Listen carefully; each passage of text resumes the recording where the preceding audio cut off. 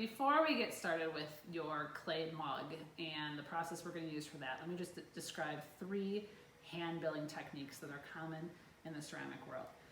The first hand building technique is usually the first one that we show students in school is the pinch pot, and you'll remember this if you've done clay, where you shove your thumb inside and you go around and you pinch the pot and make it bigger. You can make a significant bowls, we can get as large or small as you want, but that's the pinch pot method.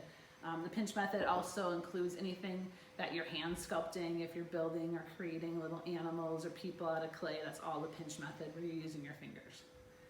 The second method is called the coil method, and this pot was made strictly with coils. This was made by my son, and the coil method is anytime you roll a snake or a worm, a coil, and you can use the tabletop or you can do it in your hands, and then you slowly wrap it around a base, around and around, and you get the cool lumps of the coils. Now, this is one way to do it. In the past, people have used thick coils, like really big coils, and built significantly huge pots using the coil method. And after they're done, you can choose whether you want it to look like coils all the way around it with that lumpy kind of texture, or if you want to smooth it out and it creates a really strong vessel for you if you're using the coil method. The coils can also be used for decoration, as in like hair and noodles or anything that fits the shape. Maybe you make a snake. The coil method really technically should not be used to make a handle. A lot of people will make a handle by using a coil, and it will work. It's not the best technique. So I can go over, if you want a handle on your mug, the best way to make a handle. The coil method will make a handle, will be as strong as a different technique. It won't be, but it's possible. So keep that in the back of your mind if you want a handle on your mug.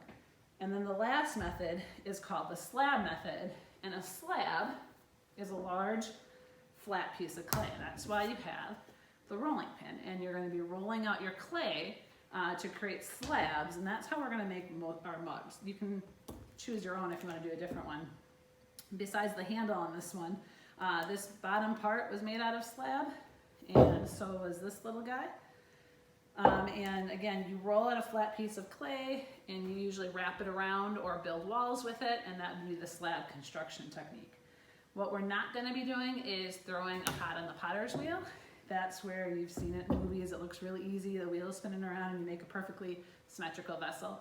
We're not going to do that, so let's just be happy with the look of and the charm of hand-built products as opposed to a perfectly symmetrical and way more challenging and difficult process, which is throwing on the potter's wheel.